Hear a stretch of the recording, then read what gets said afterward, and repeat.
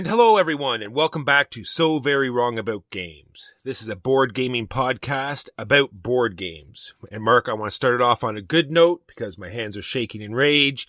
And I want to welcome all the new listeners because maybe some people have heard about us from the Golden Geek Awards. So I want to welcome any new listeners we have because I don't think we've ever done that before. And, I want new people to feel welcome at our podcast. We have been saving a seat for you, just like Elijah at Passover. There you go. So this is, like I said, a podcast about board games.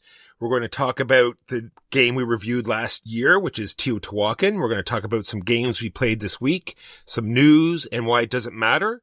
And then the topic of the week, which is analysis, paralysis, and the need to win. But like I said, like I just talked about, the Board Game Geek, Golden Geek Awards, just posted, so they posted it yesterday, but it was really today. But they're going to hear this. They're going to hear this, tomorrow when we actually put it out. I can only edit so quickly, Walker. So starting right off for the podcast score, I want to say congratulations to Edward at the Heavy Cardboard. He won Best Podcast of the Year, so we're happy for him there. But really, in my opinion, we came in as a runner-up, and second is really, in my own opinion, best for us because you can only win the Golden Geek once, and this keeps us in the view of the listeners. Because when I was looking at the nominees, there was a few podcasts that I knew of that I actually had to look up to see if they were still making content because I did not know because they weren't nominated and because they had already won, they couldn't be posted there. And I wasn't sure if they were still doing stuff. So, and I don't want to fall into that category. I don't mind, not winning and then getting our name, out there every year so people can find our show. Walker, as per usual, you have found the most optimistic, sunny, and wise reading of the available situation. I propose that we come in as a runner-up every year for the rest of time. There you go. Now, as for the rest of it, I had a huge rant, but as for the other categories, I would like to congratulate the winner. I mean, winners. Very nice, Walker. If this is the type of awards that Board Game Geek wants, then this is what they've got. They know exactly what they have. They know exactly how the voting's done. If they want it done any differently, then they would do that if they wanted a different type of outcome. That being said, if new people to our hobby play Wingspan, I very doubt that they're going to be disappointed. They're going to be happy with this game. I have no problems with Wingspan, and I have no problems with whatever, like I just said, if people play it, they will enjoy it one way or the other. And that's all I care about, new players enjoying our hobby. Anyway, my last point I want to do on this is, what are these awards actually for? Right? Why do they have these awards? What do they mean? And on that point, you're going to get, 50 million different answers from different people. So, and like I said, they know what they have, and I doubt it's going to change anytime soon. I, for one, much as I said before, am happy to defer to your sunny and optimistic analysis of the situation. With that in mind, let us proceed to talking about other things, because talking about ourselves can get pretty boring. The as-yet unnamed retrospective intro segment, the AYURIS for this week, is Teotihuacan, City of the Gods by Daniele Tascini. Walker, what has the past year been for you with respect to Teotihuacan? It's been fantastic. 2 expansions have come out for Teotihuacan.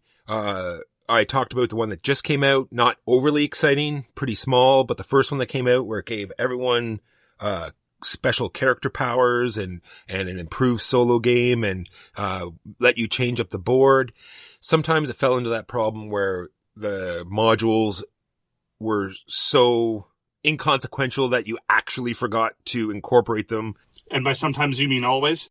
Always, but I think that just came into trying to introduce too many at the beginning. But overall, I think the first expansion was great. The second expansion was much smaller, but it's just like more of the same. So it's just like adding more cards to a deck builder or whatever. It's just better, I feel, and worth it.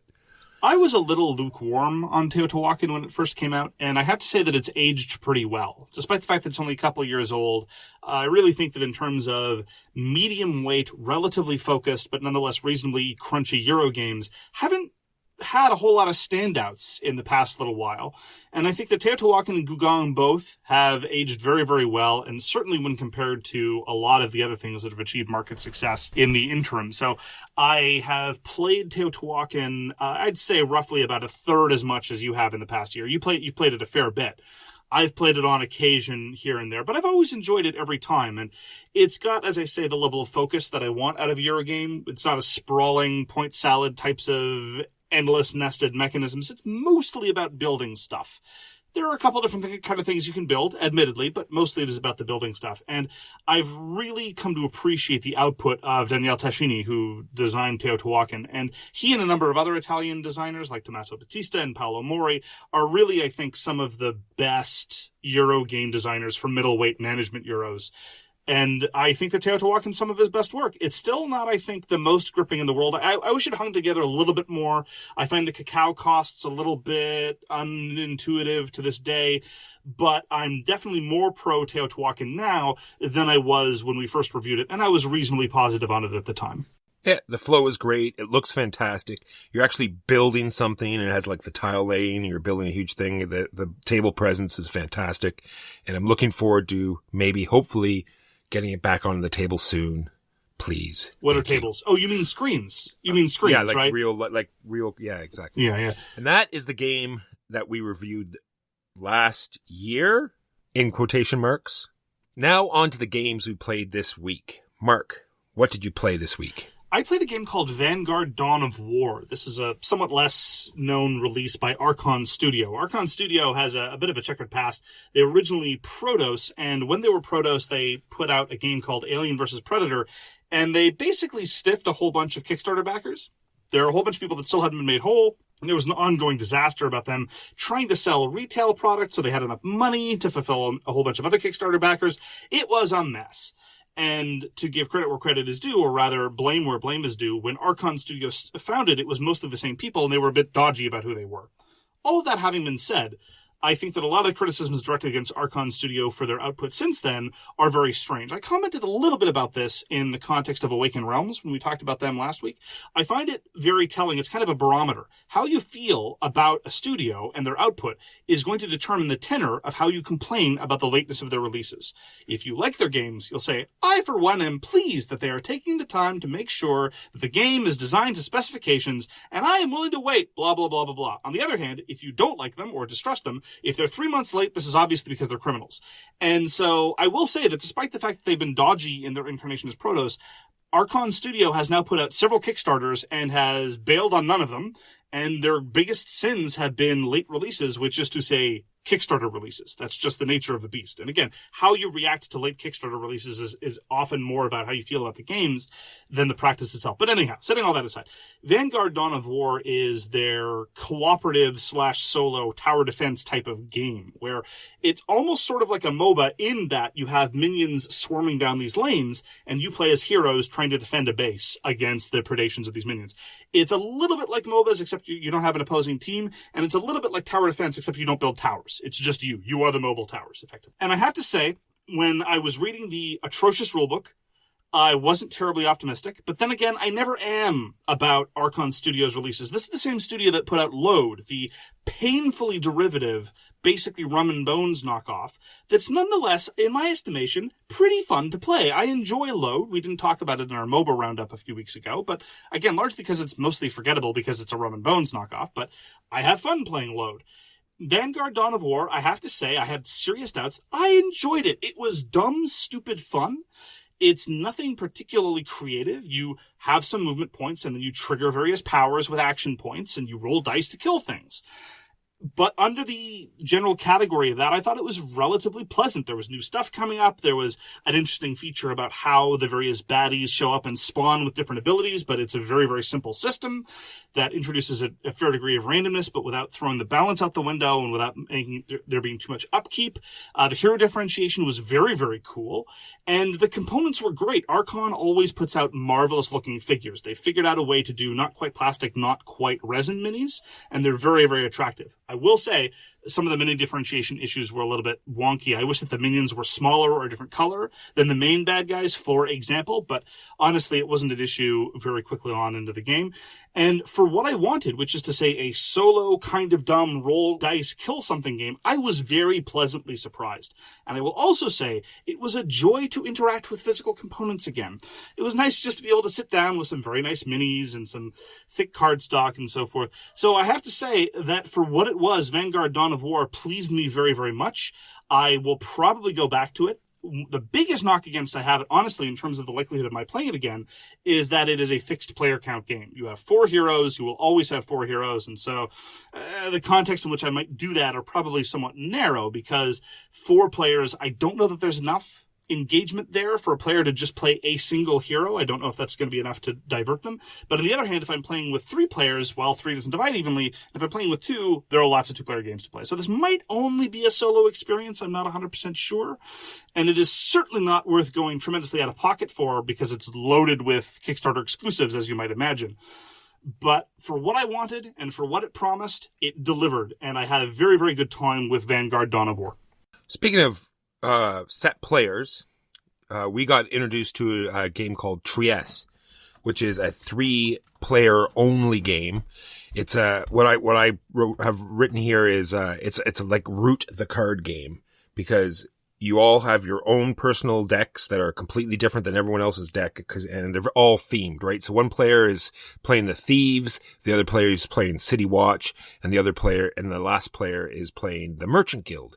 And you all have different objectives and different decks, and you have to police everybody just like you do in Root. You can't you can't just go against one player and fight against each other, because you're going to let the third player win. And it's a interesting balance that you have to keep in hand. It's a little bit of hand management, because, you're bringing in cards and money, and I really feel as though it's one of these games where you really need to know what's in your deck and know how quickly to cycle through your cards. What did you think of it, Mark? I think you're giving it too much credit by comparing it to Root, because one of the things that we praised about Root, or that I praised about Root anyway, is that despite the fact that there's heavy asymmetry, you know how to interact with the other players, right? Because there's enough victory conditions in common that the points of friction between the different factions works very, very successfully. In Trieste, I felt that the differentiation in the card decks made it feel almost like a take-that game, because although I could understand the victory conditions of everybody else, that part was very, very simple and straightforward and accessible, the card effects were all over the map. Everybody has these unique decks, as you say, and they're in excess of 30 cards. And buried in there are some very, very weak and inconsequential cards, and some incredibly powerful cards. If you do not get access to your powerful cards, if you just don't draw them, well then, you're probably not going to do very well. And you only get to draw maximally 2 a turn from the top of your deck. And that's if you use the entirety of your draw actions to pull from your own faction deck. If you end up with these powerful cards right from the start, then you might be able to use them several times over the game, and that's going to be very consequential and lead to a very, very strong showing. If, on the other hand, they're buried towards the bottom, well, thanks for showing up.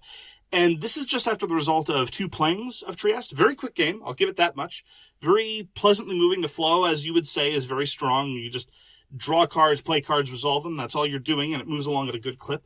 But I very strongly got the impression that either you draw your incredibly powerful nonsense, or you don't. And if you don't, well then, you're not going to go very far. So Trieste I thought was cute, but ultimately not the kind of thing I would return to by virtue of that strong element of the luck of the draw. What did you think? Well, same thing. 100%. I would not suggest to play this game again unless it was, heavily suggested by someone else. It was clever. I liked the premise, and I liked even elements of the execution. But if the deck were a lot smaller, for example, or if the card effects were smoother, or if there were other opportunities you could use to draw more cards, if you could pay some sort of opportunity cost to do that, or if it were more difficult to cycle your incredibly powerful cards when they showed up, any number of these things or any combination of these things would make me much, much happier. Because fundamentally, we should say that Trieste is mostly about double guessing. The City Watch might play a card that says capture a thief played this turn. And so the thief says, okay, do I think the City Watch is going to do that to me this turn? Should I marshal my resources, or should I instead play the thief? And all those other things. But again, I felt that element of double guessing was simply drowned out by the prevalence of these very powerful cards. True, but it was even more precise than that. Like, as the City Watch, it didn't just say capture a thief. It said capture a thief that's only level 1. Yes. So not only did you have to gamble on the fact that the thief player was going to play a thief, but you had to hope that he's playing a low enough one that you could actually do something. Most of the time I just felt as though you weren't doing anything exciting. as the person playing the thief, let me tell you, the fact that I knew that that was your most prevalent kind of capture card meant that I could play level 2 thieves with more or less reckless abandon. And then, but just to give you a sense of the escalation of power here, your very powerful card basically says, fish for thieves in the thieves discard pile and or hand. So there was no double guessing involved in that. You just play that thing and it's a bomb, and you go predate on another player. I similarly had another card that was more or less, I don't care what you've done this round, I'm going to predate on you. So it seems weird that you would design this tight game and nominally have all this double guessing element, and then it just be superseded by all these bomb cards, which exacerbates the luck of the draw. Agreed. And that was Trieste. I got to play Warfighter, the Tactical Special Forces card game. This is by Dan Verssen at Dan Verssen Games. Dan Verssen Games being the company owned and operated by Dan Verssen to publish the games of Dan Verssen. And I, first of all, will concede readily that about half the time when I talk about Dan Verssen, I call him Dave Verssen. And I apologize. It's just a thing I do, monosyllabic DA male names. But I know his name's Dan. I just sometimes say Dave Verssen. I played with the official Vassal implementation of Warfighter. Warfighter is a solitaire or co-op game about special forces action that has about 1 billion expansions available, and it also is one of the rare instances of commercial Vassal mods. Vassal's the platform that I now have come to very strongly prefer over Tabletop Simulator or anything else, but it has very, very few commercial mods. Tabletop Simulator has some commercial mods, but Vassal has even fewer. This is a review copy that we were sent. Dan Verssen Games sent us a copy of the Vassal mod for us to try. First of all, let me talk about the economics of the mod here, because I find it quite striking. So this is a mod that retails for $40, which admittedly is very expensive for a Vassal mod, because again, most of them are free. And secondly, it's pretty expensive for mods in general. Usually they're about 10 to 20 bucks. But here's what you get in the Warfighter Vassal mod. It comes with expansions 1 through 47, which is a staggering degree of variety and a huge number of cards available. The total MSRP of all of the content in the Warfighter Vassal mod is $999.52. So from that perspective, seems like a good deal. It's a very good deal. And look, the variety that you get, and one of the prime draws of the game of Warfighter is variety. The variety is staggering. Do you want to play Polish Special Forces trying to take out North Korean military forces? You can do that. Do you want to play Israeli Special Forces trying to take down Colombian drug lords? You can do that. Do you want to play Canadian Special Forces trying to take, go on and on and on and on and on and on and on. All these different combinations, all with their own decks, all with their own actions, soldiers and weapons, etc. And that's one of the things that I love about Warfighter. I have loved the Warfighter system ever since it came out, and I do not have 47 expansions, but I have a fair number. So here's the thing about the Vassal mod. Vassal is my preferred platform, and one of the things that I love about Vassal is that it, unlike Tabletop Simulator and a lot of other platforms, more on this later in an editorial on So Very Wrong About All the Games You Like Are Bad, it links components together. So it has this notion built into a lot of Vassal mods that this card is joined with this chit.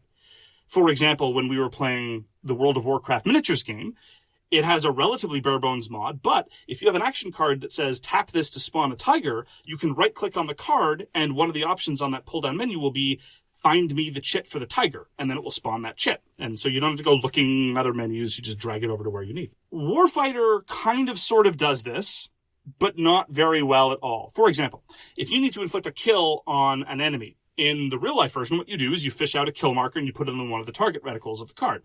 In the Vassal module, you can do that. You can go find the set of chits and drag it over onto the card that you want. Or you can indeed right-click and tell the card, inflict a kill, and that will spawn a kill marker on the card. But all markers on the card, whether it's a kill, whether it's a suppress, whether it's any number of other markers, will all spawn in the direct dead center of the card. So you're going to have to drag it into place anyway, because otherwise it's going to be covered up by the next thing. So that's a bit of a minor nuisance. That's the kind of thing that you would expect, that's the level of polish, that's the level of sophistication, that's the additional level of development that you might expect out of a paid mod. But here's the thing that's really weird, and that I find utterly bizarre in the Warfighter Vassal mod. There's no dedicated place for your soldiers, there's no dedicated place for your soldiers' equipment, and there's no dedicated place for your hand of cards at all. Normally in a Vassal mod, you have a window. You can click and it'll pop up and say, this is where your cards go. Or a space on the table that's dedicated for the cards. Well, yes, there's plenty of room on the table, but there's no dedicated place. So you just stick them wherever you want. Now, normally this would be awkward enough, but what makes it further awkward is that I was playing multiplayer because Warfighter is still fun with lots of other players. Anytime anybody moves any of their resources, say they need to flip an ammo counter because their carbine has run out of ammo or something like that, or they just want to move a hand card over, or they're playing an action card. What that does is the window then snaps to where all their cards are in their tableau. So you have one of two options. You either zoom out to a level that you can't read anything, or you play solo. And so I had to do a combination of these things. I had to do more position juggling for this mod than I've ever encountered. What I had to do actually was I kept my hand of action cards just in one of the system windows for like the Polish soldiers. We were playing as Canadians, but I needed a place out of the way where I could stick my cards so I wouldn't get in the way of these other people managing their cards because the mod wasn't helping them out. So I have a number of complaints about the mod's implementation. Let me just put it that way. But in terms of being able to play Warfighter either solo or with other friends online, the sheer amount of variety that this product offers really can't be quibbled with. So it's a bit of a mixed bag. I know that there's also a commercial tabletop simulator mod for Warfighter. I have not tried that. And Dan Verssen Games has a whole bunch of other commercial vassal mods that I'm not yet quite ready to give my impression on, but I've tinkered around a little bit with them, and they seem preferable. So basically what you're doing when you're buying into this ecosystem of paid vassal mods, it just looks like you get the same kind of variety you would get in any other environment, which say some mods are really well done and some aren't. The core element, though, in terms of the sheer volume of material that you get access to, is marvelous. I don't know that I'd recommend this as your entry point into Warfighter. If you're not familiar with the physical game, you probably want to get started with that, I would wager.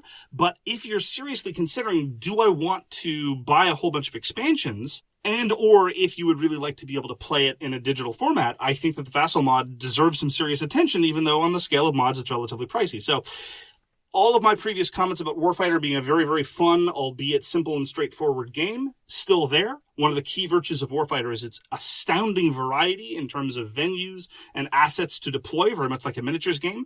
Absolutely there in the Vassal mod. Can't complain about that. And it definitely beats carting around 47 different decks of cards in your massive footlocker of Warfighter. So that's another asset of the mod. But I wish that the mod had a little bit more polish, to be honest. I was somewhat surprised. I was expecting, at the very least, an average level of sophistication from a commercial mod, and instead what I got was... for something you have to pay for sure. Yeah, I was very surprised that the mod was pretty bare bones. Now, granted, this is largely because the mods are labors of love from fans anyway, that are then sold by DVG Games. But as I say, mild disappointment on that front. So it depends on what you're looking for from a mod, based on whether or not I can recommend the Warfighter mod. But I am going to be using it some more and putting it through its paces. If I have found features that I have missed, or if my experience changes of using the mod with more experience, I will definitely circle back later. And so that was what I have to say about the Warfighter Vassal mod. All right, over to another card game, Innovation. You introduced me to Innovation. I remember playing it years and years ago, back at my first Gen Con, when there was just a prototype deck with little pen marks and stickers on the cards. And for whatever reason, I got a negative vibe from it then. And I always sort of pushed away from it ever since. I, didn't want to play it.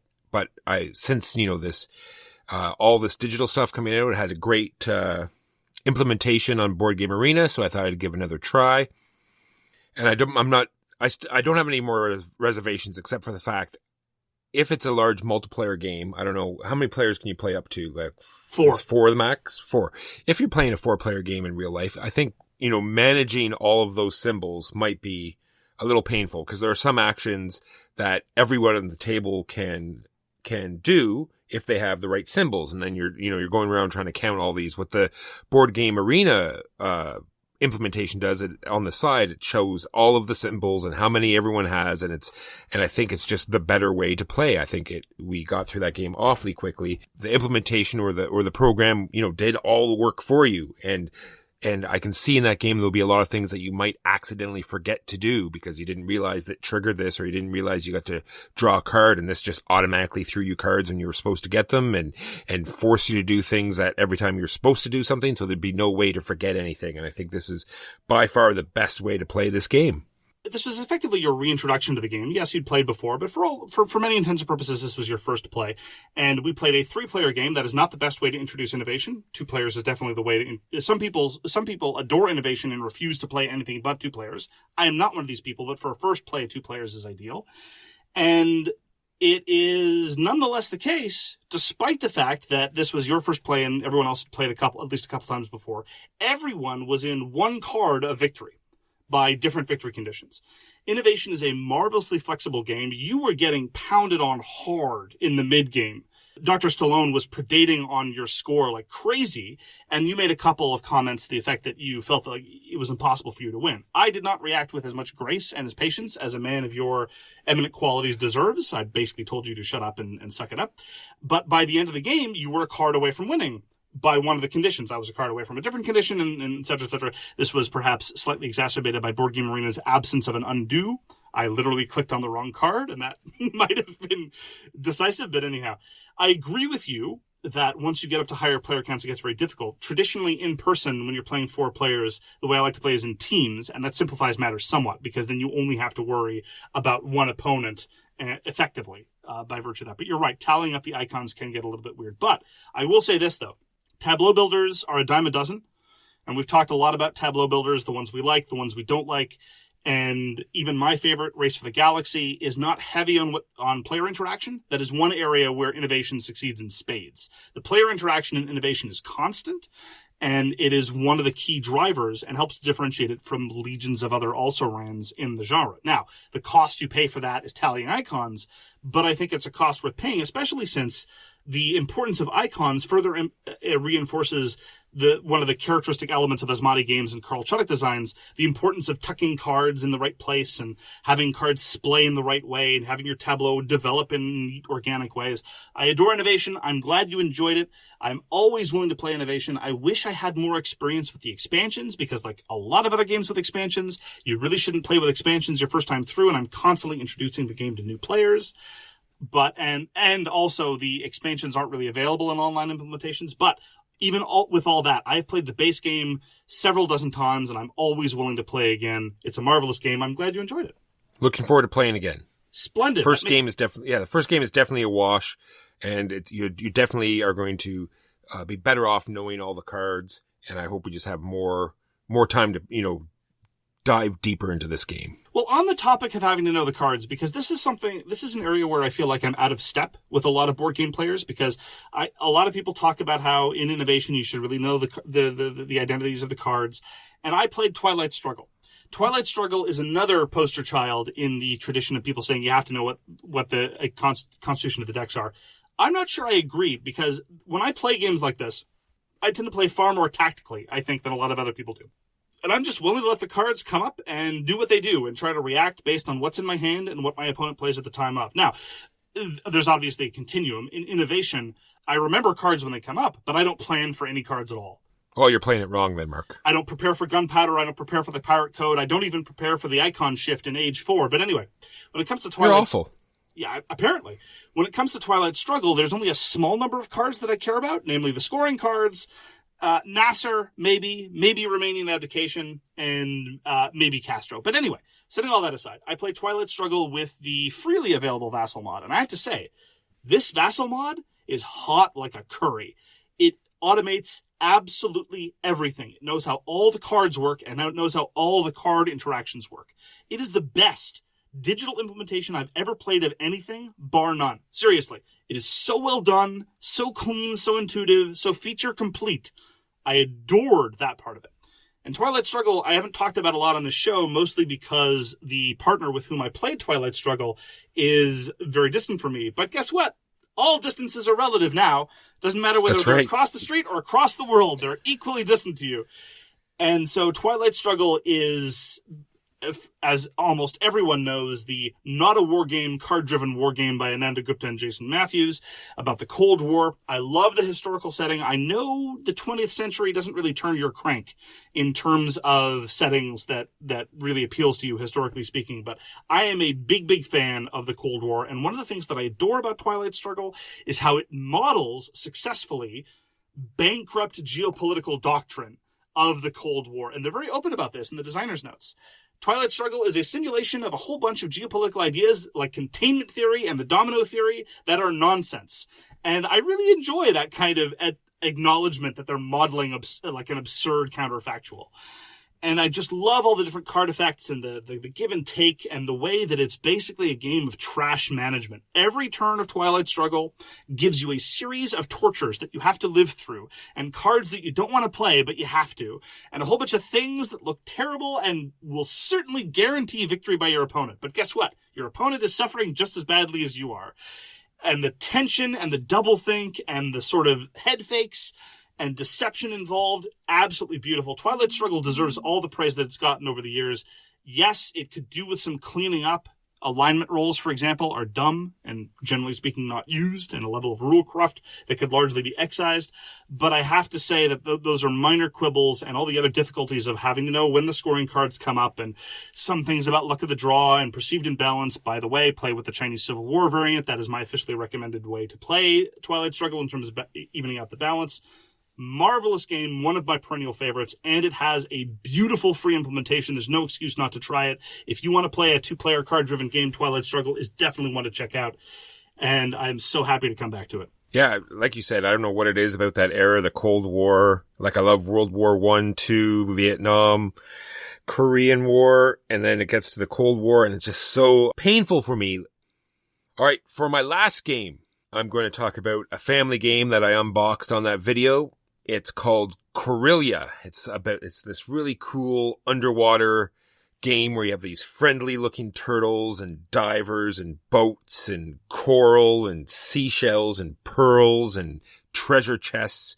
And what it essentially breaks down to is sort of like color drafting. So there's this pool of 4 dice, and when it's your turn, you're going to roll these 4 dice, and you're going to pick one and match the color on the board and match the symbol, and you're going to do that action.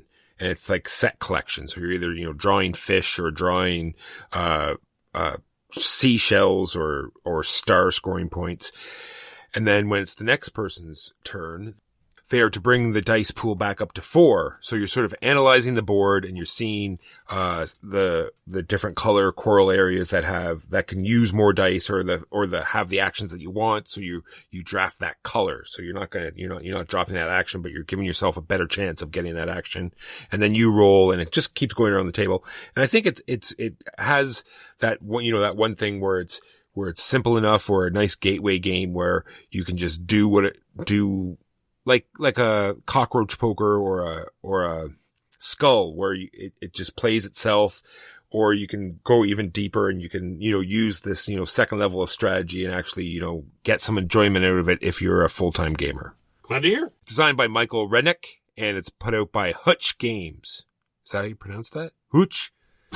I'm not really sure. HUCH! I like that pronunciation. Has an exclamation point, so you got to make sure you yell it. Oh, it's all about the intonation. It's all about the volume and the tenor. Yeah. Last game I have to talk about this week is Under Falling Skies. This was brought to my attention because Czech Games Edition is going to be publishing a version of this later on this year with some modifications. But this was originally a 9-card print-and-play game that was put out last year and won a whole bunch of awards. And I tried it using the Tabletop Simulator mod because, again, it's just 9 cards and some cubes. And I have to say I was very, very pleased. Essentially, it's about repelling an alien invasion, and you have these 5 dice that you're going to allocate every round to various actions. And you cannot allocate more than 1 die per column. You get all your actions arrayed in columns. And 3 of those dice are also going to advance alien ships down towards your base, kind of Space Invaders style. So there's a tension between whether you want them to be really high, because that will make your actions better, but will also advance them further, or you want them to be low, which will be weak actions, but they're not going to threaten you as much. And on top of that, the dice reroll mechanisms are very, very straightforward. You have 2 white dice and 3 black dice. Every time you place a white die, you can reroll any dice you want. That's it. So you get a couple rerolls, kind of, sort of, almost maybe, based on placement. So there's a little bit of tempo considerations or timing considerations there too. I was extremely pleased by Under Falling Skies. As a solo game, it does most of the things that I want out of a solo game. It's got a small footprint, not a whole lot of rules references, but engaging with trade-offs and some interesting elements. Not really a strong sense of tension, but it does have a whole bunch of different difficulty levels. And so I'm definitely going to ramp up the difficulty for my future games. And component minimal. So if you're at all curious about a reasonably quick solo dice game that has some relatively novel dice mechanisms and kind of some interesting development behind it, you can go check out Under Falling Skies. It's available for free, and it doesn't require a whole bunch of other components. So give it a whirl. Nice. And those are the games that we played this week. Now, on to the news and why it doesn't matter. So on the topic of podcasts that are actually producing content, this week I am a guest host on Board Game Barrage. It's another fantastic podcast that's out there. This is going to be episode 121, and it should be out in the middle of this week coming up. And we talked about some fantastic stuff. I definitely would check it out. I had a ton of fun, and I want to thank them again for asking me on. And I'll do that anytime. It was super, super fun. Any venue that will produce more Walker into the world has my approval. Well, there you go. So, Fantasy Flight Games has been finally dropping the hammer on Tabletop Simulator. So we've addressed in the past what our editorial standard is with respect to Tabletop Simulator mods. We will play them and review them when they are either officially sanctioned or they correspond to games we already own. We're not going to go too deep into why that is, but that's basically the policy we've adopted. But Fantasy Flight has recently decided to take advantage of the fact that in theory you can send a DMCA notice to anything that corresponds to your IP and have it pulled down. And apparently they've done that on a number of very, very popular mods where users have done a very large amount of work. Apparently the Arkham Horror Living Card Game mod was very, very amply developed. And a lot of people felt that loss very keenly. I can certainly understand that.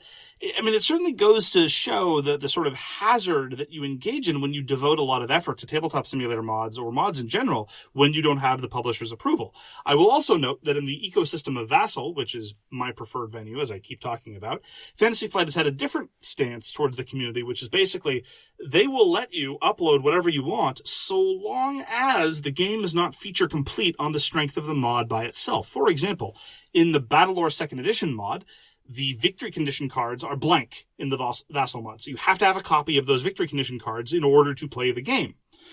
And that is how they've survived, and that's the sort of agreement that the Vassal community and Fantasy Flight have reached. But there is no such consensus with respect to Tabletop Simulator mods, and as a result, some of them are being taken down. So it's weird. I will say that a couple things on this. One of them I commented on the last episode of Pledge of Indifference. I find it striking how discussions about copyright and whether it is in your interest to exercise copyright in a variety of ways hasn't really evolved since the early days of Napster. The whole, I listened to their stuff and now I buy their albums, and so if I hadn't pirated it in the first place, I wouldn't have listened to it, versus it's their copyright, they can do whatever they want with it, that's just the way things work, versus, but Disney wrote the copyright laws to protect Mickey Mouse, blah, blah, blah, blah, blah, blah, blah, on and on and on it goes. And honestly, I haven't read a new argument about this in like 20 years. Which is not to say that they're not valid arguments. It's just, it's the state of play. People seem to have their positions and aren't really willing to budge, and Fantasy Flight seems to have developed its position. How about the second thing could be that if movies started enforcing their copyright laws, then maybe some certain science fiction games might not be produced or might be in a little bit of trouble. Well, that gets a little bit more complicated because of the nature of IP and what you can protect, but point taken. This goes to show that in the context of unsanctioned mods, it's a risk, and it's the Wild West out there, and a whole bunch of things can and will happen. All right, I'm going to talk about WizKids. They announced that they're going to put out a game called Seastead, which is a 2-player version of Flotilla. We thought Flotilla was very interesting and had some very good points to say about it. I'm getting interested to play that again, but a 2-player version might be kind of interesting. We also played a game called Rise of Tribes. And just last week, I was thinking about how I wanted to try it again. It's coming back up onto Kickstarter because it's going to have a new expansion. And of course, as all Kickstarter expansions work, there's the all-in super deluxe, get all the bits type deal. So if you have any interest in Rise of Tribes, now's the time to check it out. Just a minor addendum, and this is the very tip of the iceberg of a much larger conversation. I just want to flag that there's a lot to be said here that I'm not going to say at this particular venue. A number of people reached out on Twitter in response to my, so far, full-throated support of Guards of Atlantis 2 on Kickstarter, which, by the way, has unlocked a whole bunch of additional stuff. I have no reservations whatsoever supporting Guards of Atlantis 2 because it is one of the best games I've ever played in the past 5 years. But some people pointed out that they had serious reservations about the way that women were represented in the game. And as a podcast that takes seriously the representation of women and other people in board games, some people found it rather striking that I would support a project that had representations that they thought were problematic. I will merely flag a couple of things. Number one, reasonable people can and should disagree about how various representations of board games are. Number 2, people can and should have reasonable disagreements about the ultimate role that will have in terms of their purchasing decisions. And finally, 3, that will lead to different trade-offs in terms of what it is you're willing to support in terms of your commercial participation. Now, do I think that the representation of women in Guards of Atlantis 2 is unproblematic? I don't. I think the representation is actually problematic. Now, the degree to which I think it's problematic is, quite frankly, and I'll be perfectly honest about this, and this probably isn't the position I should have, but it's a position I do have, it's overwhelmed by my enthusiasm for the game. If this were a less good game, I'd probably be more harsh on its representation of women. But my enthusiasm for the game is such that I am willing to deal with it. Now, in the overall context of things, I've seen a number of people talk about how this is, vastly worse than a number of other games of its type. I don't think that that's fair. I think that while the representation is problematic, I think it's very much par for the course for typical fantasy art representation of women, which is a sad indictment of said art, but nonetheless, it is what it is. I could say a lot more, but I'm not going to. I just want to say that I respect these concerns, and I think that you should go take a look at the artwork and decide for yourself. And I think that it's good that the industry is having more of these discussions. And when the game comes out, I will certainly be in a better position to comment on the overall representation of women and the fullness of the artwork. And maybe in the context of my support of the project, I should have been issuing these caveats from the beginning. And if for that, I sincerely apologize. But nonetheless, I still think you should go check out Guards of Atlantis 2 on Kickstarter. Make up your own mind and support the game if you're interested. Speaking about checking out, I saw the post that you were talking about, and I thought I'd just, go and look for myself. I scrolled down, and on caveats, I didn't check out every single character. I didn't go through and see every card, and other caveats. Like, it really doesn't matter what I think, because everyone's perception is different, and I was just trying to look at it objectively, and all of the pictures that I saw, they were all completely clothed, and they all seem proportionately normal, so I didn't see anything. That's not saying it's not there. Okay. Don't get me wrong. It's, there's probably ones I missed, but from what I scrolled through, I saw at least 12 images. I didn't see anything that jumped out at me anyway. Yeah, I'm not there with you. I think I'm somewhere between your position and the people who don't want to back it because they would be embarrassed to show it to some of their female gaming partners.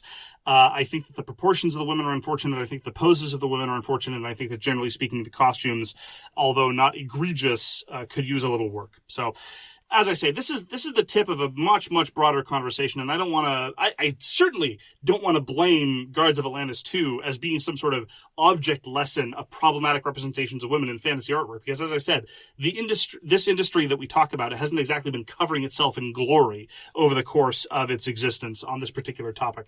I just wanted to flag, I'm not willing to defend every aspect of the representation, but a more full, nuanced, balanced discussion is probably going to be deferred to when and if we actually talk about the game when it's released. Gotcha. All right. I have 2 other quick last points. There was a game that came out called Steampunk Rally. It wasn't one of my favorites of all time. It's because it's like sort of a head down tableau builder. People are going to work this very intricate engine, and you just have to take their word for it because you have your own to worry about. And there's several people around the table in this crazy race where you're using tons of dice and, everything goes. And I can recognize that it's a very interesting and cool game. So they are back on Kickstarter with this fusion steampunk. Aliens have come down and now they have this new crazy technology. So things go even faster. Now you're flying around, and apparently you can incorporate the cards with the old game. And once again, buy them both at once and you get this really cool box. And if that sounds interesting at all, I would at least, take a look at it. Like I said, I enjoyed the first play, and then it got worse and worse as I, went along. And anyway, Steampunk Rally, check it out. And lastly, the UK Games Expo 2020 has been cancelled due to COVID-19 problems. So that's a pretty big convention lost this year, and I'm sure it won't be the last. No kidding. And that is the news and why it doesn't matter. Now on to the topic of the week, which is analysis paralysis, or its subtitle, which is Stop Wrecking My Game, You Try Too Harder. Or this is a game of skill, not endurance. Please hurry. This used to be fun. Or 12 years and up is the age suggestion, not the playing time. Well, we waited 5 minutes for each of your turns. Shall we wait another 5 minutes while you do a victory dance around the table? Or please end this, I'd rather you kill me. Wait, am I having a stroke? Or during the wait I constructed a monument to my disdain for you. Did you want to count everyone's victory points again? I really feel like you want to waste another 10 minutes of my life fulfilling that sensation you're looking for. Or someone help, I think they're in a coma. Seriously, who invited this guy? Or someone help, I think they're having an absence seizure. Did I fall asleep? Are we still playing? Or someone help, I think I will murder them. Whose turn is it? Never mind, I just lost the ability to care. Or I'd prefer self-isolation to this. Give me my life back! Or if we all die of starvation, you don't win by default. What's your player power again? Time warp? Patience drain? Or Zeno called, he says you're proving his point. So let me get this straight. 4 other people took their turn, and now it's your turn, and you decide to start thinking about it now. How do I uninstall this board game? Or this isn't a Homeric epic, it's just the upkeep phase. So these are the things that you think about in your head when you look across the table, and you're trying so hard to make sure your eyes don't roll, as once again the person takes 15 minutes to take their turn so they can optimize their score in a children's game. Yes. So this is the unique intersection, and this is kind of a sort of joint corollary of topics we've touched on before. This is the intersection of analysis paralysis and competitiveness. This is when delays are being driven by someone's apparent need to win. Mark, I really feel as though the flow of the game is part of the game and is an intricate part of the fun. If it keeps hitting speed bumps as it's going around the table and causing pauses, not only does it disrupt it for you, but you can see it being disrupted for other players. You know, we've seen it. They reach for their phone because this person once again is taking too long, and now when it becomes that person's turn, they're not ready because, they've been waiting, because they have no idea how long this person's going to take because it took them 15 minutes last time, and it just removes everyone from the game.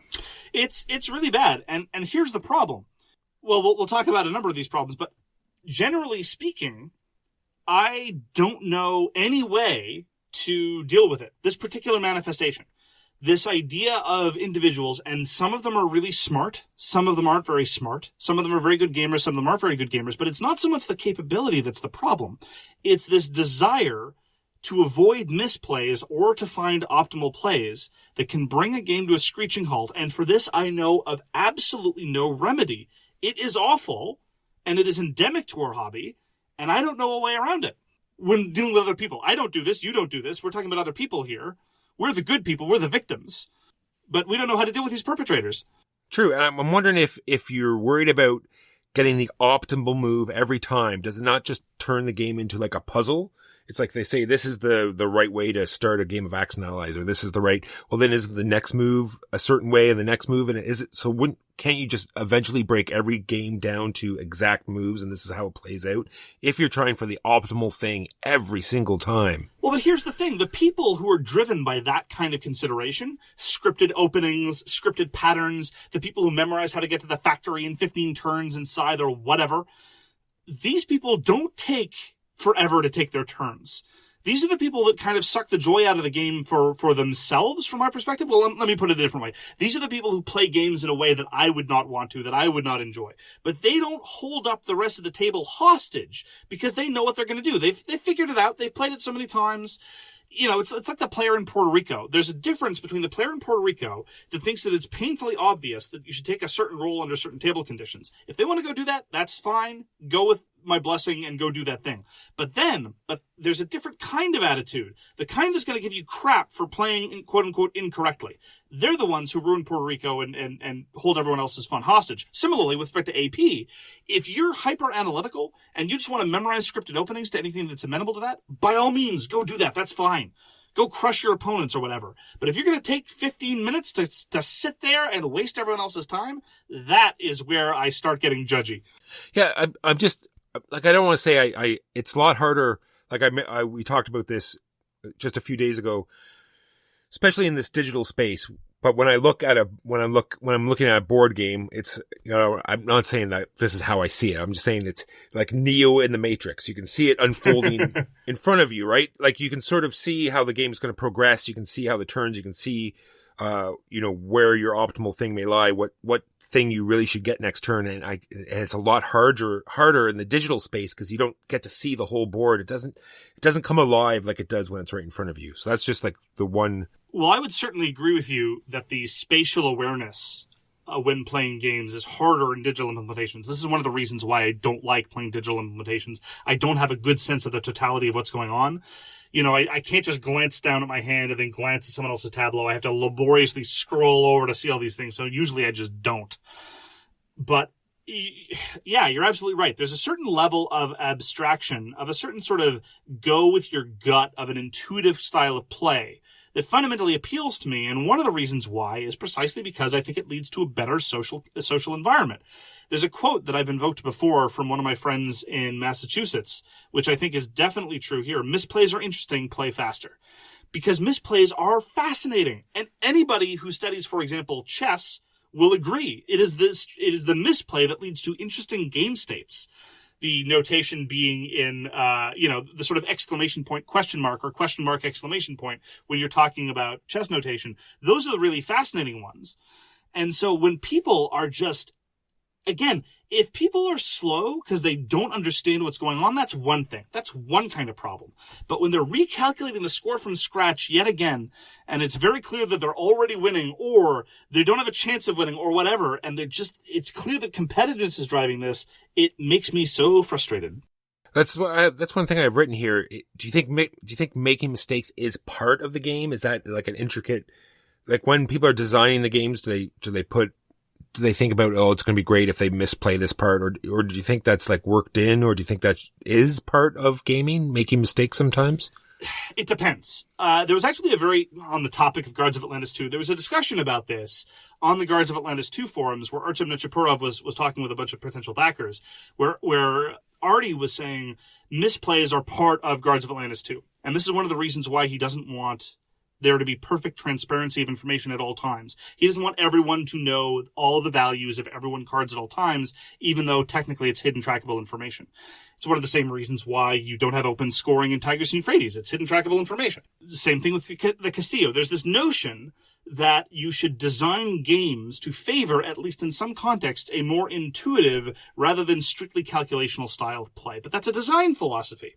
I will say that there is a very big difference between a game that understands that mistakes are inevitable and tries to make sure that a single mistake will not knock you out of the game forever, versus other games where you have to walk a very, very narrow tightrope, and a single mistake means that you're done for the rest of the game. I would just compare two different Splotter games in that sense. There's Roads and Boats on the one hand. Roads and Boats, my experience has been, if you make a mistake in Roads and Boats, congratulations, you're gone, you're donezo. You're never going to catch up. There's just no possibility of ramping up because everyone's just on this upward trajectory and you're behind. On the other hand, Food Chain Magnate, which can also be very unforgiving.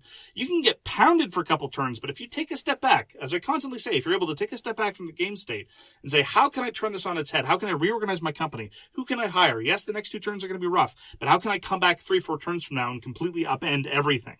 And that is one of the reasons why I vastly enjoy games like Food Chain Magnate, where you can recover from past mistakes. Regardless of the inevitability of mistakes, I don't think that a single mistake should knock you out of the game. Yeah, sometimes I get a little frustrated when the person is not ready to take their turn, or you can tell they only start analyzing their turn when it becomes their turn.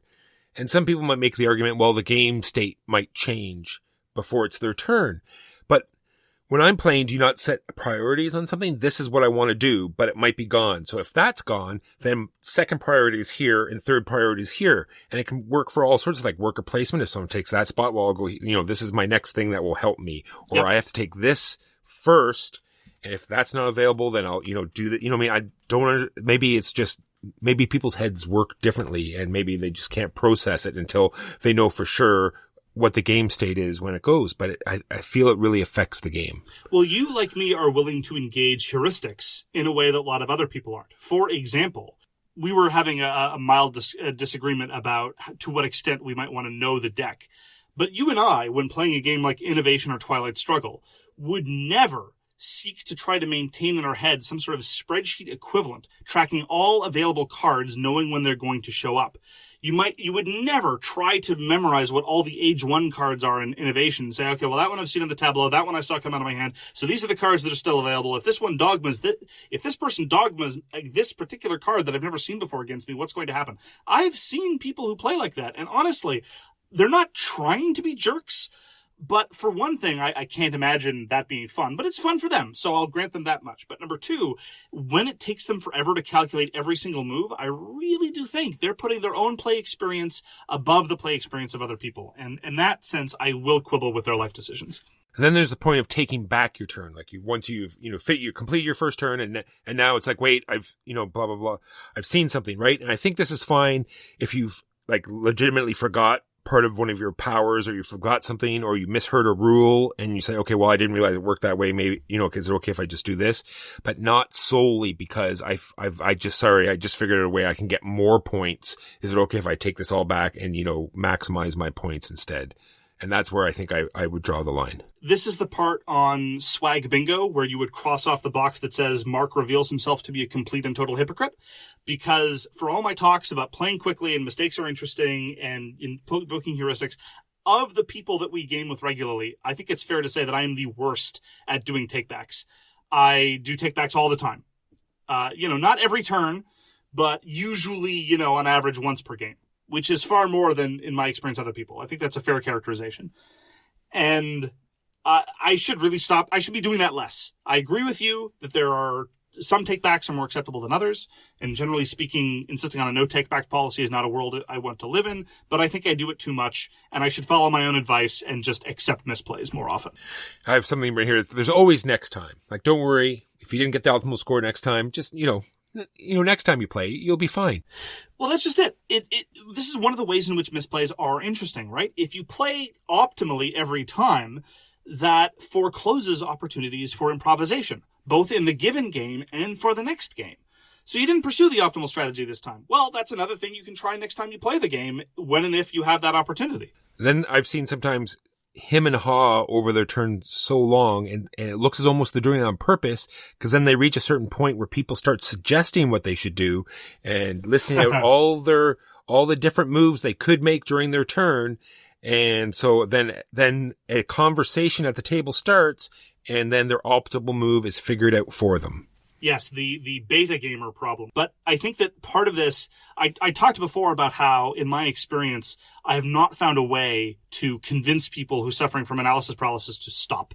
Like, a lot of people talk about different tricks that you can use, play real-time games or play simultaneous play games or involve a timer. None of those, in my experience, have worked. If someone's inclined to take too long, they're going to take too long. But there are things you can do to inculcate a table culture of caring very deeply about the outcome of a game, which can lead to more analysis paralysis. In other words, I don't know of a way to cut down on AP, but I do know of ways to blow up AP. And that is when the person is considering their move and not soliciting feedback for 3 different people saying, well, you could do this, or I would do this other thing, or I would do this other thing. And that both takes them, that both takes far more time, and it also inculcates an atmosphere where there's the notion that everyone has to play properly and or rightly and or the best. If someone seeks advice, by all means give them advice. But that isn't an invitation for 20 people for the rest of the game to take all their turns for them. Agreed. Now there's another way to look at it. Is controlling the pace a stratagem? Like taking so long on your turn, like in order to attempt the momentum of the game?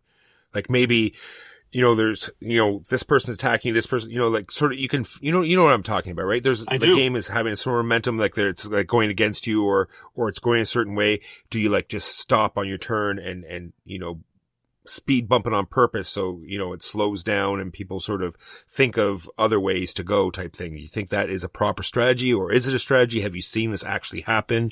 I have seen it happen. I think it's legitimate to, at the start of your turn, say, just have a little bit of a meta discussion about what's happening in the game, but that's not really AP. That's just sort of game discussion about the state of the game and the state of play. And I think that's generally legitimate. I don't think that you should turn Kalis into a full-on diplomacy game, but it is reasonable. Sure, I've seen you do this multiple times where we all realize that you're winning and destroying us, and then you sort of realize that we're all about to turn on you, and then you call this little meeting and say, this isn't actually happening. I'm not actually doubling your score. You see, you guys all have some resources that you might be able to do some with, but you really won't. I'm about to win, but don't attack me. 2 things. First of all, that doesn't cause me to engage in analysis paralysis. Number 2, I generally tend to peak early in games. And that makes me a very visible target in many of the contexts. But anyway, let's set aside the bashing mark. And let me tell you a very sad story about my earlier gaming experience. I haven't been involved in tournament direction or arbitration assistance in a variety of competitive scenes over the course of the years. And I remember one very particular player that I dealt with back when I was in Montreal. He did not track information the way everyone else tracked information. This was a miniatures game where everyone wrote unit information on sleeved cards with dry erase markers. Everyone did this. Everyone. And anyone who didn't have sleeves or dry erase markers available, there were tons available to be had. He didn't do this. What he did was he tore out slips of paper and he made little handwritten notes, and he would just scatter them all over the board. And so other players couldn't see easily what his units were doing. They would have to ask him, what does this say? What does this other thing say? And over the course of his turn, he wouldn't be able to just glance and see what abilities he had available. He would spend minutes every time organizing his little slips of paper in ways that only seemed to make sense to him. More than one opponent started accusing him of deliberately doing this on purpose because his turns would take 3 times as long as anyone else's turn. And I finally, near the end of the tournament, one guy just conceded about halfway through the match. They were halfway through their match. Everyone else was finished. He says, that's it. You win. Congratulations. Your tactic worked. I have no interest in pursuing this game. I'm done. You're taking too long. I'm out. And he left. And I was so sympathetic to this guy. I don't know if the dude who was taking forever was doing it consciously or whether this was just an unintended side effect. But I started seriously suspecting that he was conscious of the possible consequence and was indifferent to it. Exactly. That's all I've got, sir. This is sort of a mindset that I wish more people would adopt, and that is that there's a sort of mismatch of priorities that people have, and I think it's related to loss aversion. We've talked before in the podcast about how there's often a world of difference in a gameplay experience between giving someone 2 points if they do a thing and costing someone 2 points if they don't do a thing. Those feel very, very, very different. And that's because of loss aversion fundamentally. And I think that what a lot of these AP-prone competitive players are doing is they're suffering from loss aversion. They want to avoid the dumb move. They want to avoid the suboptimal play. They want to avoid doing the thing that's not ideal. And I really think that they need to get over that because, and this is one of the main reasons, there's a quote from Philip Dormer Stanhope that I really like, which is, most people enjoy the inferiority of their friends. When you make a misplay in a competitive game, people aren't going to think you're stupid. They're just going to think, aha, I have an opportunity now. And so everyone gets happy. I mean this very sincerely. Misplays make people happy. This is one of the things that I internalized very, very early on in my life when I was forced to engage in team sports when I was a child. Very traumatic experiences, very sincerely traumatic, I mean. But when I made the switch to racket sports, I figured out I didn't have to play soccer with a whole bunch of other 12-year-old cretins, because if you're not an athletic kid, team sports are brutal torture. But when I was playing tennis and I played like a monkey, my opponent was happy. As opposed to a whole bunch of people being angry at me, suddenly everyone was happier. And I was happy because they were happy. And so it was wonderful. And there I was, playing like a monkey, being the worst tennis player ever in the history of ever. And everyone was happy about it. If I do a serious misplay in Kalis, if I'm able to get over it, and it just rejoice in everyone else's opportunity, well, then everyone profits from it. So, in other words, this is just a more complicated way of saying get over yourself. But seriously, just accept the fact that everyone's going to like the fact that you engage in misplays more often. Yay! True, and on top of that, the only thing I'm going to add is just read the table. If you can sense, what you're doing or something at the table is going wrong or causing, some sort of friction at the table, then, this is for everyone just to have fun. And so try to smooth out those edges. Yeah. And furthermore, just as another thing in favor of misplays, when you play a game badly, this is not a reflection on you. Far too many people, I think, and at times I confess I fall into this fallacy as well, but I don't think very often, I hope. Playing strategy games badly doesn't mean you're not intelligent. Some of the smartest people I know are terrible at games, and many dumb people I know are really good at games. It's okay to play a game badly. It doesn't mean you're not a smart person, and it doesn't mean that there's anything wrong with you intellectually. And honestly, one of the people I'd just like to flag, and I'm sure you've observed this as well, is Louis is a champion at this. He's absolutely a champion. If he feels that he's asked too many questions, or if he just doesn't want to deal with it, he's just going to do something, not randomly, not arbitrarily. He's not going to throw the game to somebody else, but he'll start something. And even if someone says, are you sure those consequences are going to be advantageous to you? He's just going to say, I just want to see what happens. Let's keep the game moving. And I respect him for that endlessly. I agree 100%. And then he pantsers us. Yes, absolutely. In turn 2, we're like, oh, Louis, he doesn't know what he's doing. We should really step in and tell him how to play properly. And then in turn, 8, we're like, crap, Louis mopping the floor with us. Yes, exactly. And to sort of sum up, my ultimate position on this is somebody who is, I think it's fair to say, rarely the slowest player. I think we should all adopt Walker's excellent maxim, your own bit of wisdom that I think applies in so many contexts, but here especially, be patient.